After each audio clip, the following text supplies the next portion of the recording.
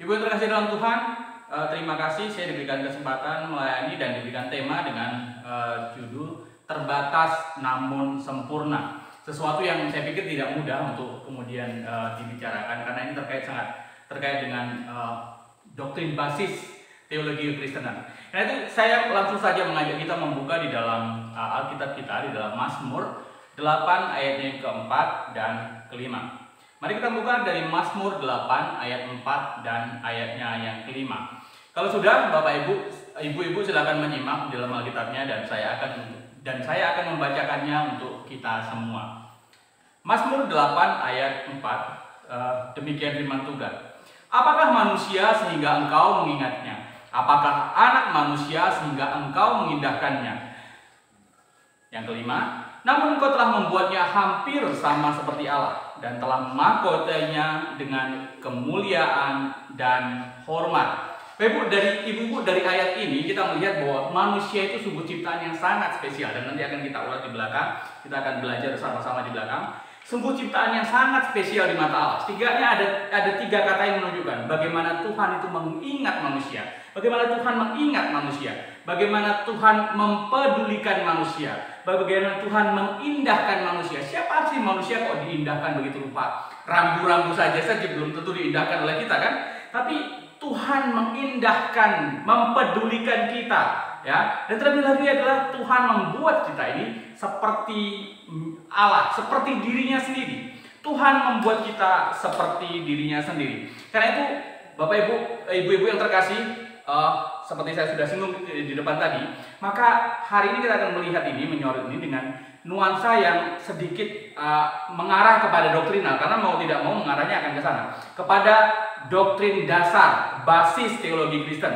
Ya, Bapak Ibu, kita akan mulai. Kalau bicara tentang keterbatasan dan kesempurnaan, ini sesungguhnya bicara tentang paradoks kekristenan. Ya, saya sekali lagi mengutip kata dari Pendeta Firman Sirait yang sering dipakai. Paradok, sesuatu yang bertolak belakang, tapi sesungguhnya itu sama-sama benar. Manusia itu terbatas, betul, manusia itu penuh keterbatasan. Tapi manusia diciptakan juga sempurna, ya. Jadi sempurna dalam keterbatasan. Ini dua hal yang paradok, tapi dua hal yang bertolak belakang, tapi sama-sama benar. Itulah paradoks itu. Keterbatasan manusia makhluk terbatas, iya. Manusia makhluk sempurna, iya. Karena itu bukan hanya bicara tentang dua yang berlatar belakang, tapi juga sesungguhnya ini adalah hakikat dari manusia itu sendiri. Ya, keterbatasan dan kesempurnaan sesungguhnya bicara tentang hakikat, ya, dari manusia itu sendiri. Sesuatu yang mendasar dari manusia itu, sesuatu yang esensial, sesuatu yang inti dari manusia itu. Karena itu kalau kita melihat sempurna dan keterbatasan, sempurna itu sebenarnya dari hal apa sih? Kita beranjak bukan dari keterbatasan dulu, tapi saya mengajak kita melihat dari sempurna dulu. Sempurna dalam hal apa? Ya, sempurna yang bagaimana? Sempurna apanya yang sempurna? Apanya yang sempurna?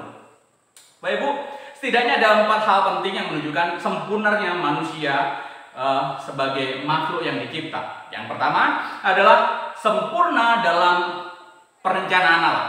Bapak Ibu, berfirmanlah Allah, baiklah kita menjadikan manusia menurut gambar dan rupa kita, supaya mereka berkuasa atas ikan-ikan di laut, dan burung-burung di udara, dan atas ternak, dan atas seluruh bumi, dan atas segala binatang melata yang merayap di bumi. Seperti disebut dalam Kejadian 1 ayat 26.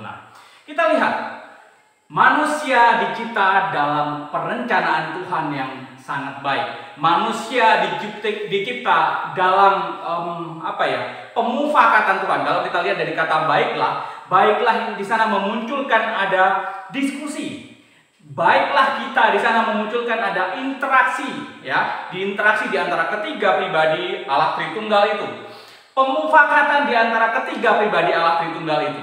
Jadi ketiga-tiganya berperan dalam penciptaan manusia. Ibu yang terkasih dalam Tuhan, banyak orang menafsirkan berbeda-beda.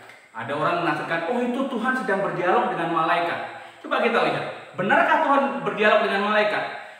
Kalau kemudian dialognya Tuhan dengan malaikat, lalu kemudian mengajak, marilah kita, artinya malaikat dengan Tuhan, menciptakan manusia sesuai dengan gambar kita. Artinya apa?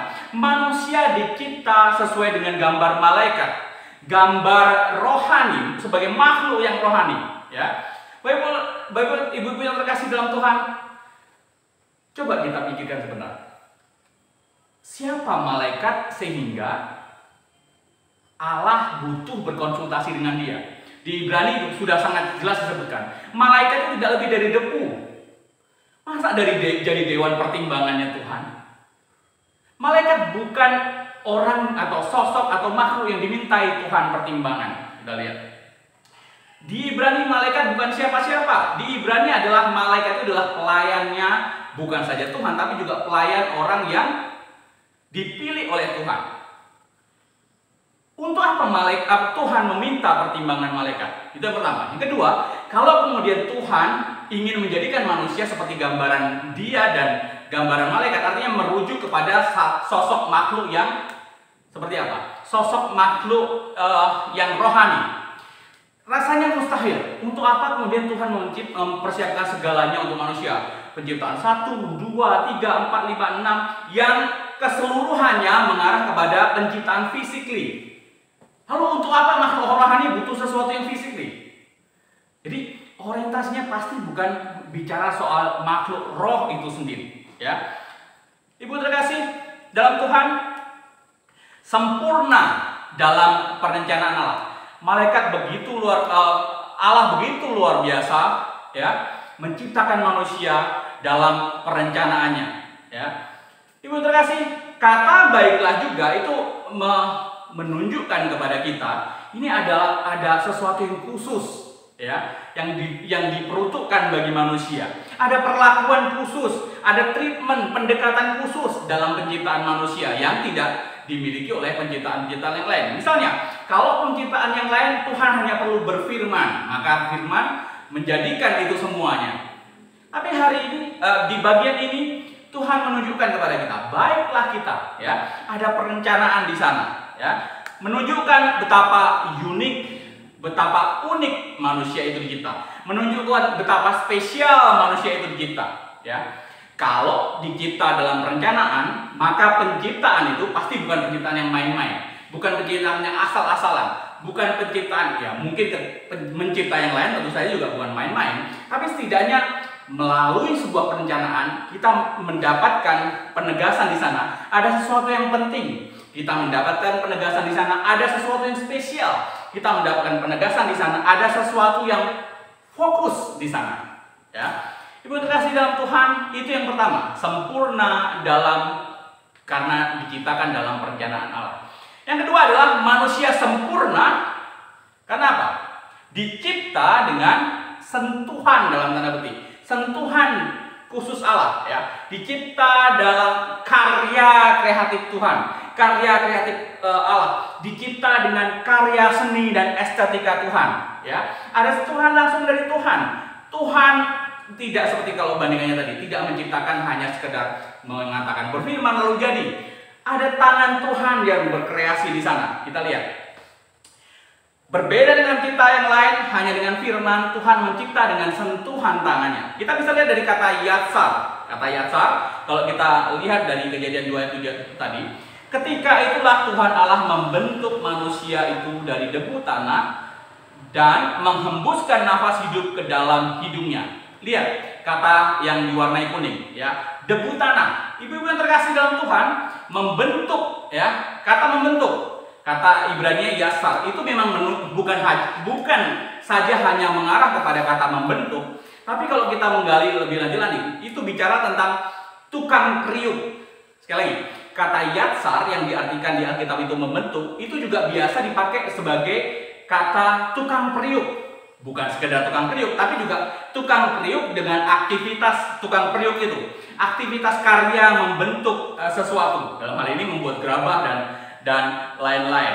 Ya, ibu-ibu terkasih, kalau diibaratkan seperti ini, maka kata membentuk di sana, kalau saya diizinkan, mungkin saya akan memvisualisasi bagaimana Tuhan itu seperti membentuk gerabah yang sedemikian rupa. Tuhan membentuk manusia seperti kita atau para perajin gerabah itu membentuk gerabah dengan sangat unik, seperti maunya, seperti yang diinginkannya. Untuk apa gerabah? Untuk misalnya dipajang di ruang tamu, atau gerabah untuk di dapur. Ya, ibu-ibu terkasih dalam Tuhan, manusia diibaratkan sebagai tanah liatnya, lalu kemudian Tuhan diibaratkan sebagai tukang periuknya.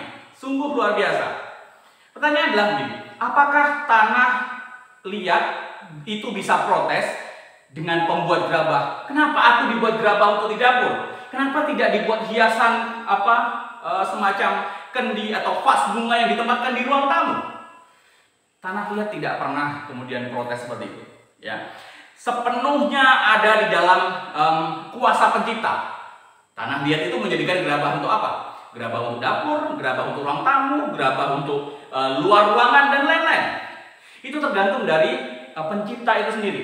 Ibu yang terkasih, ini juga boleh kita tarik dalam hidup kita.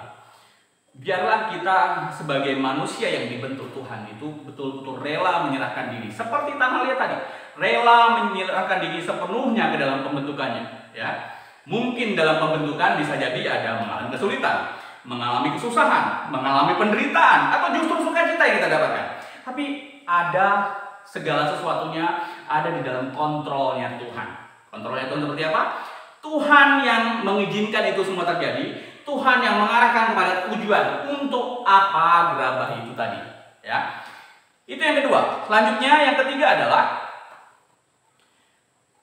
manusia itu adalah makhluk yang sempurna karena diciptakan serupa dengan Tuhan. Manusia adalah image of God. Manusia adalah imago Dei. Manusia adalah gambar dan rupa dengan Tuhan. Berfirmanlah Allah, baiklah kita menjadikan manusia menurut dan gambar dan rupa kita. Kita di sana itu adalah merujuk kepada Allah Tritunggal dan bukan malaikat, bukan apalagi binatang ciptaan yang sebelumnya, bukan. Merujuk kepada gambar dan rupa Allah. Lalu kemudian di ayat yang ke-27, menurut gambarnya, menurut gambar Allah diciptakannya dia, dalam artian dia manusia, laki-laki dan perempuan. Selanjutnya kita membuka dari Mazmur 8 ayat 4 tadi. Apakah manusia sehingga engkau mengingatnya? Apakah manusia sehingga engkau mengindahkannya? Namun engkau telah membuatnya hampir sama seperti Allah dan telah memahkotainya dengan kemuliaan dan hormat. Lihat ibu, Tuhan menciptakan kita sempurna karena kita adalah gambaran dari Dia. Kita ini sama dengan Dia, kita ini serupa dengan Dia. Ya, serupa tidak berarti kita ini serupa, bukan sama. Kita ini serupa tidak berarti sama, ya kan? Serupa itu mirip, ya. Serupa itu seperti, ya. Pendeta Stephen Tong bilang manusia itu serupa dengan Allah itu seperti manusia itu adalah fotokopinya Tuhan. Manusia itu adalah kopiannya Allah, ya. Karena itu manusia pun memiliki natur-natur, hakikat-hakikat yang dimiliki Tuhan juga. Misalnya apa? Manusia memiliki intelektual. Manusia bisa berpikir, membuat sesuatu, mengkreasikan sesuatu. Ya, manusia juga memiliki natur moral, hakikat moral. Karena itu manusia mengerti seperti apa hidup bersosial, seperti apa hidup beretika dan lain sebagainya. Lalu kemudian manusia juga mengerti, memiliki hakikat spiritual, natur spiritual itu. Jadi manusia selalu merindukan mencari sosok yang diposisikan sebagai Tuhan. Tapi karena dosa, Tuhan menyebut manusia salah dalam mencarinya. Tidak ada satupun yang mencari Tuhan yang benar itu. Tidak satupun yang mencari Allah, disebutkan di sana. Ibu terkasih, tidak memiliki, walaupun manusia memiliki hakikat atau natur yang disebutkan tadi, tapi di sisi berbeda, manusia juga tidak memiliki natur-natur yang sifatnya adalah hakikat dari Allah sendiri.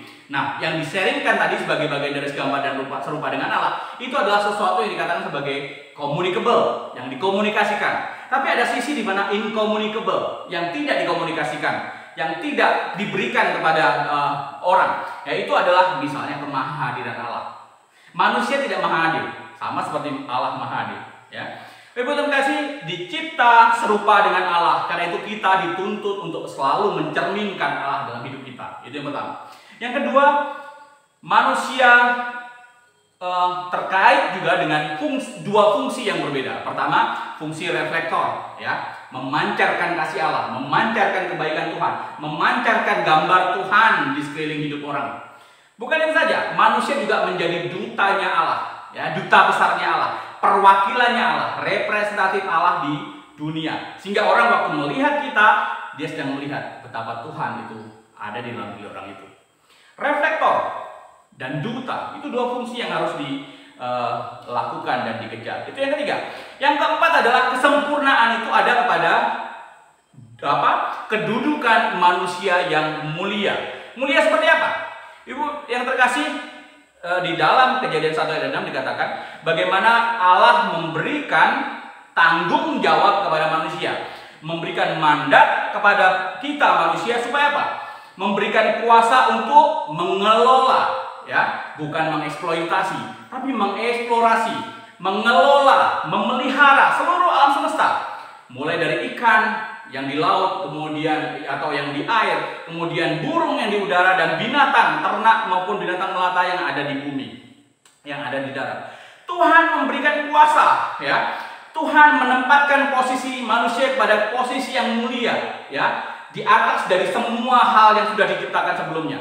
Ibu-ibu yang terkasih, kalau kita mungkin pernah bertanya, kenapa ya Tuhan menciptakan Adam itu atau manusia itu pada hari ke-6? Ada apa di balik hari ke-6? Atau sekedar hitung-hitungan saja 666 manusia? Oh, bukan itu juga.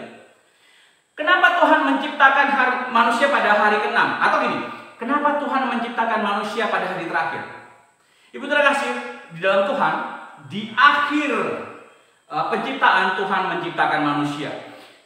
Ini menunjukkan bagaimana manusia ini betul-betul makhluk yang spesial tadi. Ciptaan yang spesial tadi. Kenapa?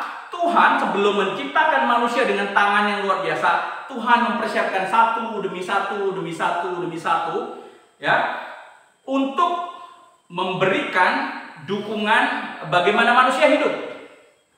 Untuk memberikan dukungan, support, bagaimana manusia harus menjalani kehidupannya di dalam dunia. Ibu terkasih, kita lihat bagaimana manusia diciptakannya di akhir itu Tuhan sudah mempersiapkan sedemikian rupa betapa berharganya manusia. Karena itu tidak salah kemudian kalau para teolog menyebut manusia adalah pusat dari ciptaan, ya. Karena strukturnya lebih tinggi daripada ciptaan lain. Segala sesuatunya diciptakan untuk tujuan memberkati manusia. Ibu terkasih, karena itu manusia bukan menjadi lantas menjadi jumawa, menjadi sombong, lalu kemudian semena-mena terhadap alam semesta dan ciptaan lain.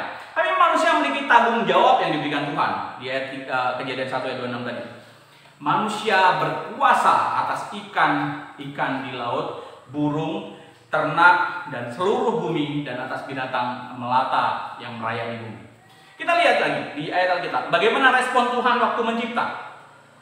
Waktu Tuhan menciptakan penciptaan yang lain, responnya adalah sesuatu itu baik. Ya, ketika menciptakan binatang darat, menciptakan daratan dan air, Tuhan merespon baik yang diciptakannya. Ketika Tuhan menciptakan tumbuh-tumbuhan, Tuhan merespon baik ciptaannya. Lalu kemudian ketika Tuhan menciptakan makhluk hidup, Tuhan juga berkata sama, baik. Menciptakan binatang liar dan ternak, dia berkata baik. Tapi respon itu berbeda ketika Tuhan menciptakan manusia. Di ayat 31 disebutkan, maka Allah melihat segala yang dijadikannya itu sungguh amat baik. Lihat, Tuhan menciptakan manusia dan kemudian Tuhan merespon sungguh amat baik. Luar biasa. Bagaimana sempurna manusia.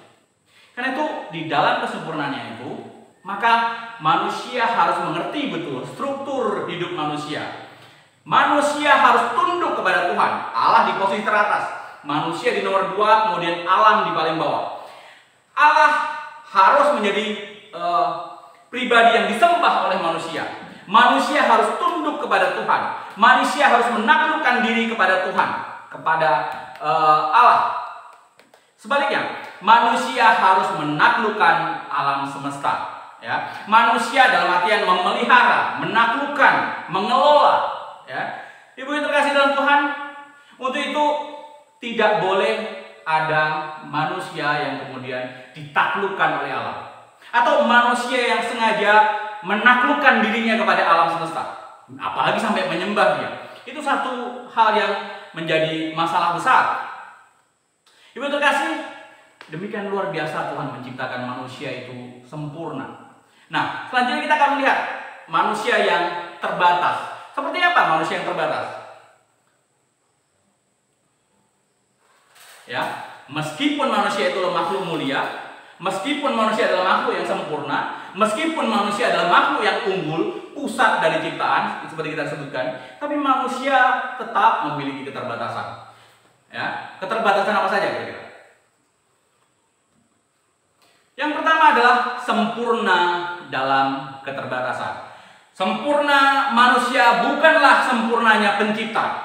Sempurnanya manusia bukanlah sempurnanya Allah, tapi sempurna manusia adalah sempurna dari ciptaan. Sempurna pada dirinya, sempurna sebagai ciptaan, bukan sempurna sebagai pencipta. Ya. Apakah mungkin Allah akan mencipta manusia seperti mencipta dirinya sendiri? Misalnya, apakah mungkin Allah mencipta manusia sesempurna Allah sendiri? Dari sisi logika saja tidak mungkin. Ya, tidak mungkin ada Allah yang sempurna itu diciptakan oleh Allah yang lain. Berbeda sama sekali. Allah tidak mungkin dicipta. Ya, manusia yang memiliki sempurna seperti Tuhan, bukan yang sama dengan Tuhan, pasti bukan Allah. Kira-kira begitu. Ya, manusia tidak mungkin sempurna seperti Tuhan sempurna. Karena itu sempurnanya manusia itu adalah sempurnanya sebagai ciptaan. Ibu terkasih, yang kedua adalah bagaimana manusia itu adalah makhluk terbatas, karena makhluk manusia itu adalah sebagai makhluk yang tanda petik hina. Kita baca dari Kejadian 2 ayat 7. Ketika itulah Tuhan Allah membentuk manusia itu dari debu tanah dan menghembuskan nafas hidup ke dalam hidungnya. Demikianlah manusia itu menjadi makhluk hidup. Lihat, Tuhan menciptakan manusia bukan dari sesuatu yang tidak ada, tapi dari sesuatu yang sudah ada. Dan ironisnya, silakan disebut ironis atau seperti apa ya. Kalau saya mungkin bisa menyebut memprihatinkannya, seperti menyalahkan Tuhan juga. Lihat, manusia diciptakan dari materi yang materi itu tidak dianggap orang lain gitu loh. Misalnya, manusia diciptakan dari debu tanah. Ingat, manusia bukan diciptakan dari tanah liat, manusia bukan diciptakan dari pasir, tapi dari debunya tanah.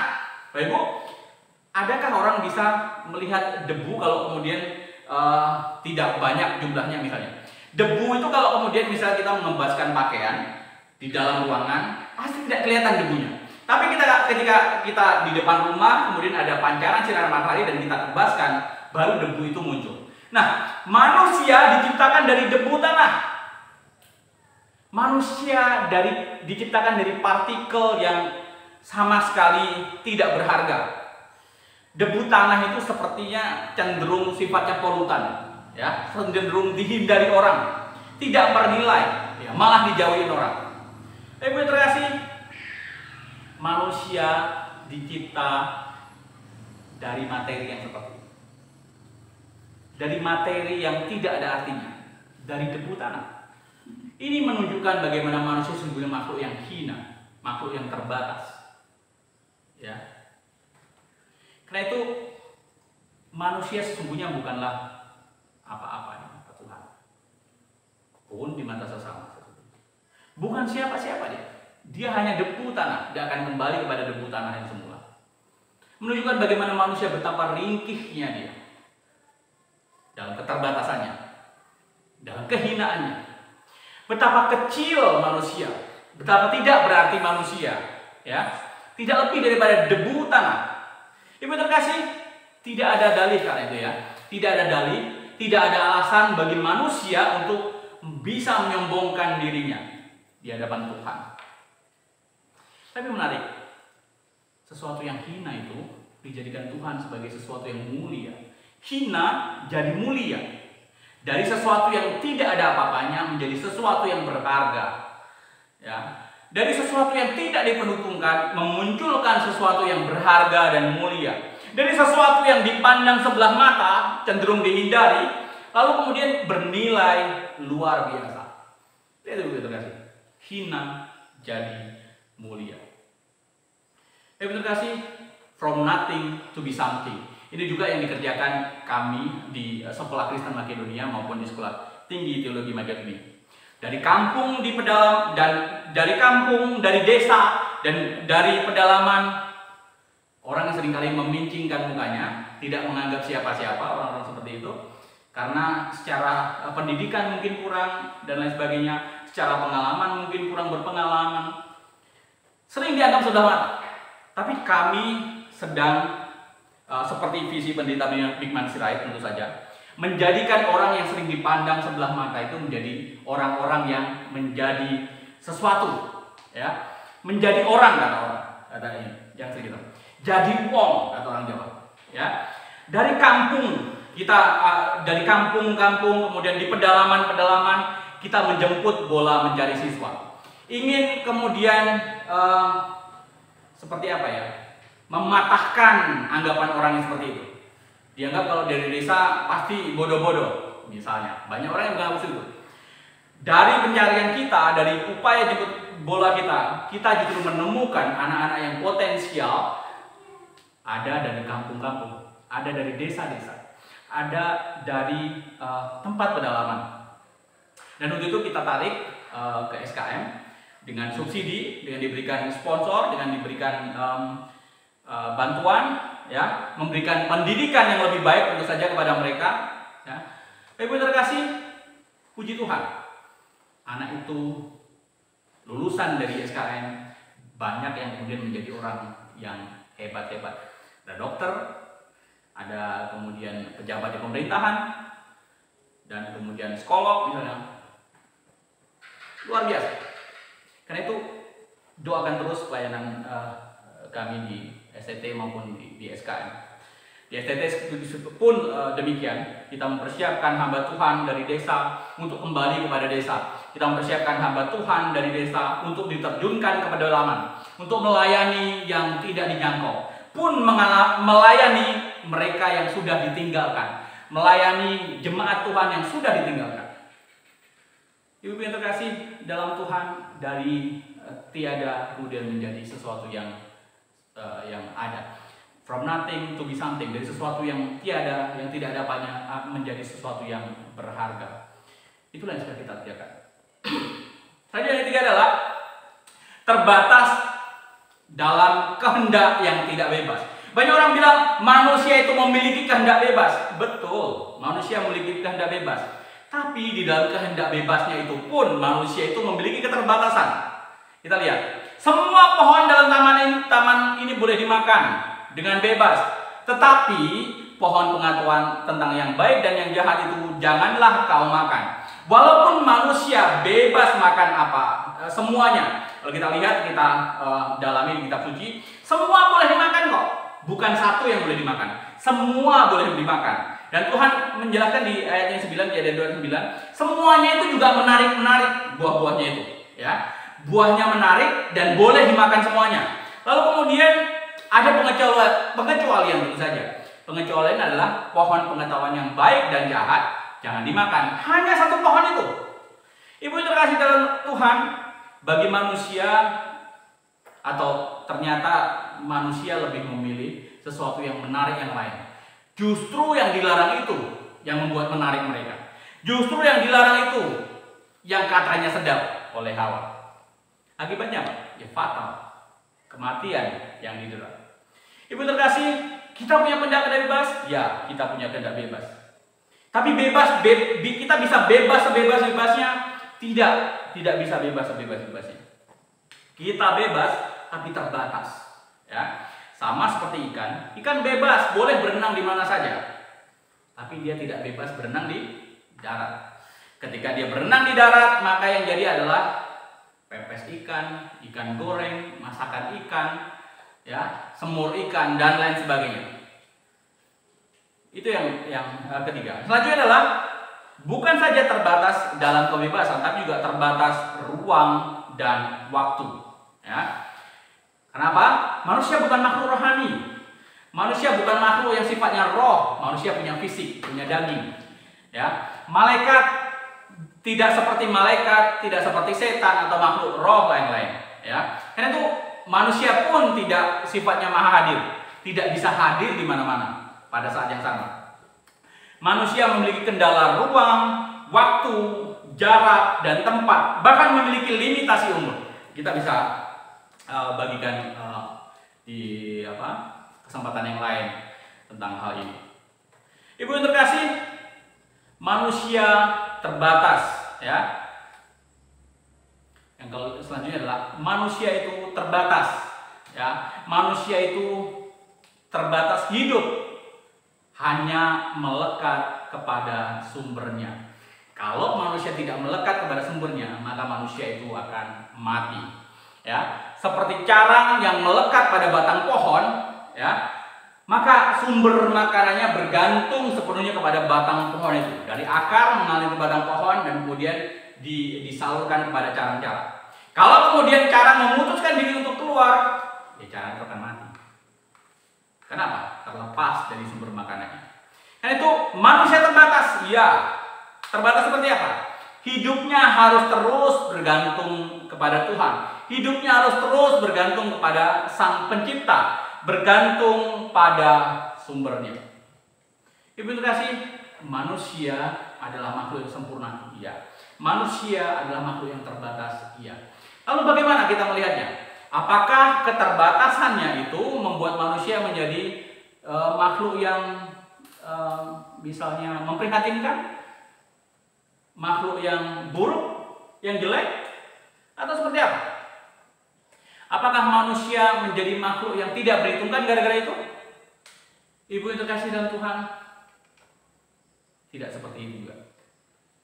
Manusia walaupun dalam kesementaraannya, walaupun dalam keterbatasannya, justru ada sisi positif di sana.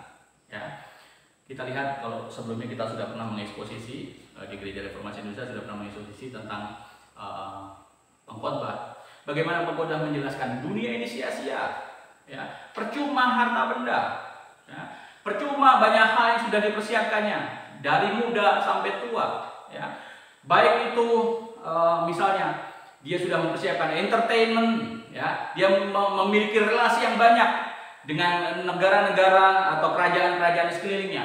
Dia memiliki hikmat yang luar biasa, dia memiliki kekayaan dan harta benda. Tapi kalau kemudian dilihat di akhir, itu justru membuat mengenaskan hidupnya.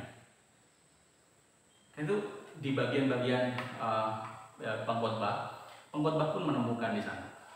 Bukan soal apa yang sudah dipersiapkannya, tapi soal bagaimana menikmatinya. Karena itu apa? Dalam hidup manusia yang terbatas ini, yang sementara ini, bukan soal manusia menjadi lebih lebih kecil, menjadi buruk karenanya. Tidak.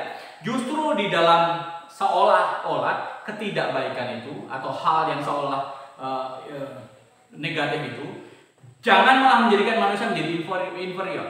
Tapi bagaimana manusia itu bisa bersikap menunjukkan kebanggaan dirinya, walaupun dia sempurna, walaupun dia terbatas, tapi dia adalah makhluk yang sempurna. Karena itu terbatasnya itu justru mendorong dia untuk semakin melekat kepada yang tidak terbatas, Allah itu sendiri. Semakin mendekatkan diri, ya, semakin mengarahkan diri kepada yang tidak terbatas itu. Karena itu tugas manusia bukan hanya pada titik bagaimana manusia ada di kesementaraan itu, tapi bagaimana mengarahkan pandangan hidupnya kepada kekekalan. Nah itu tugas pentingnya adalah bagaimana menemukan kekekalan di dalam kesementaraan. Tugas pentingnya adalah bagaimana menemukan Tuhan di dalam waktu yang sementara, yang menjadi limitasi bagi dirinya, yang bagi diri manusia, yang menjadi keterbatasan bagi diri manusia. Ibu terkasih, biarlah Tuhan memimpin kita, Tuhan menolong kita, memberkati kita, sehingga kita bisa mampu menemukan waktu Tuhan, menolong kita mampu kemudian menjalankan apa yang sudah Tuhan rindukan, inginkan dalam hidup kita. Kita yang adalah makhluk sempurna, tapi juga makhluk terbatas. Ibu terkasih, saya mengingatkan Pendeta Big Nasiren sudah pernah menuliskan buku Sempurna dalam Keterbatasan. Ya, bukan hanya melihat dari sisi doktrinal, tapi dari sisi persoalan hidup yang nyata, yang real, tentang apa itu kebebasan, diskursus kebebasan, apa itu kemerdekaan, apa itu HAM, apa itu etika, dan lain-lain. Ya, mengulas kesempurnaan dan keterbatasan manusia dari berbagai sisi dan segi. Dan itu penting kita kemudian kalau bisa membaca kembali, kita boleh baca. Kiranya Tuhan memimpin kita, Tuhan menolong kita.